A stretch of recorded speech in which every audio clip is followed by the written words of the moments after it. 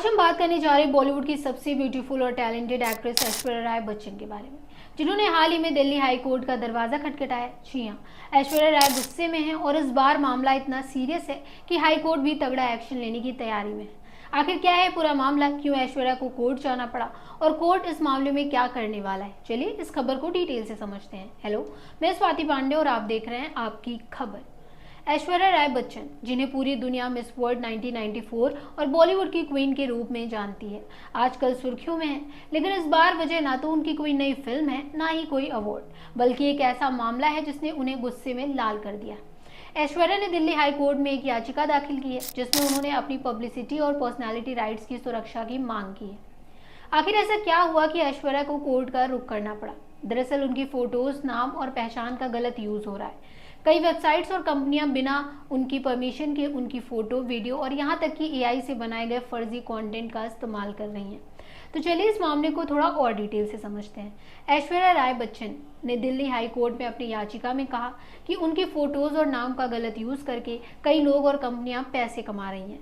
Senior वकील संदीप सेठी, जो ऐश्वर्या की ओर से कोर्ट में पेश हुए, उन्होंने बताया कि कई वेबसाइट्स जैसे कि aishwaryaworld.com और कुछ संस्थाएं जैसे ऐश्वर्या नेशन वेल्थ बिना उनकी परमिशन के उनके नाम का यूज कर रही हैं। इतना ही नहीं, कुछ लोग एआई टेक्नोलॉजी का यूज करके ऐश्वर्या की फर्जी और ऑब्जेक्शनेबल पिक्चर्स को और वीडियो बना रहे हैं, जिनमें कुछ तो बेहद अश्लील है।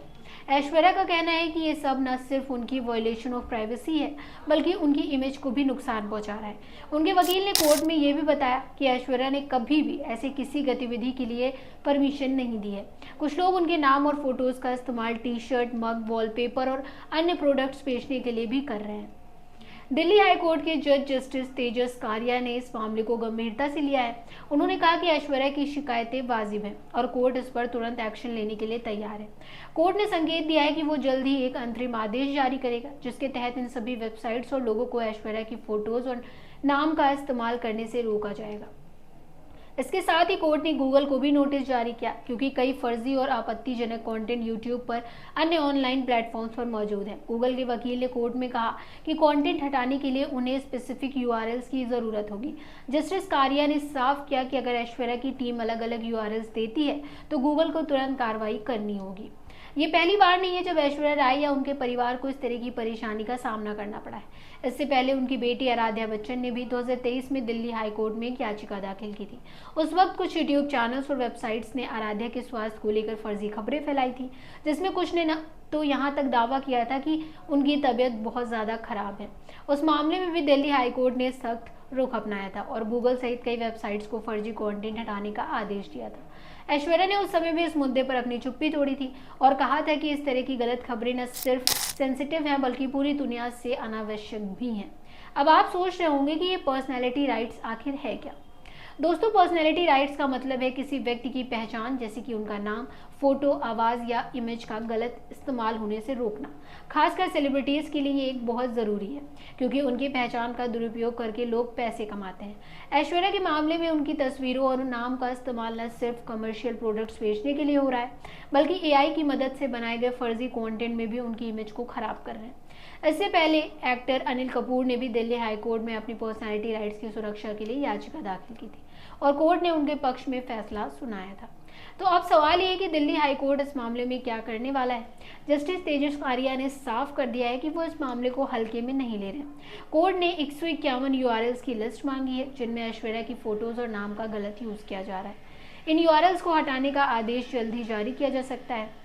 इसके अलावा कोर्ट ने यह भी कहा है कि अगर जरूरत पड़ी तो हर डिफेंडेंट के लिए अलग अलग इंजंक्शन जारी किया जाएगा। इस मामले की अगली सुनवाई 15 जनवरी 2026 को होगी और उससे पहले 7 नवंबर को ज्वाइंट रजिस्ट्रार के सामने भी सुनवाई होगी।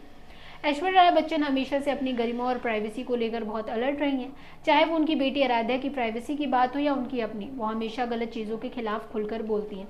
इस बार भी उन्होंने अपनी पर्सनैलिटी राइट्स की रक्षा के लिए जो कदम उठाया है, उसकी हर तरफ तारीफ हो रही है।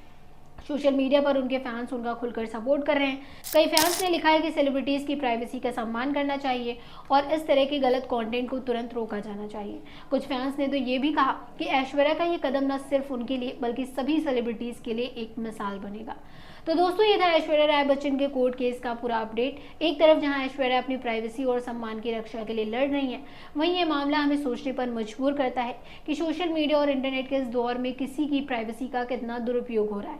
आप इस बारे में क्या सोचते हैं? क्या आपको लगता है कि ऐश्वर्या का ये कदम सही है, और क्या सेलिब्रिटीज के लिए पर्सनालिटी राइट्स को और सख्त करना चाहिए?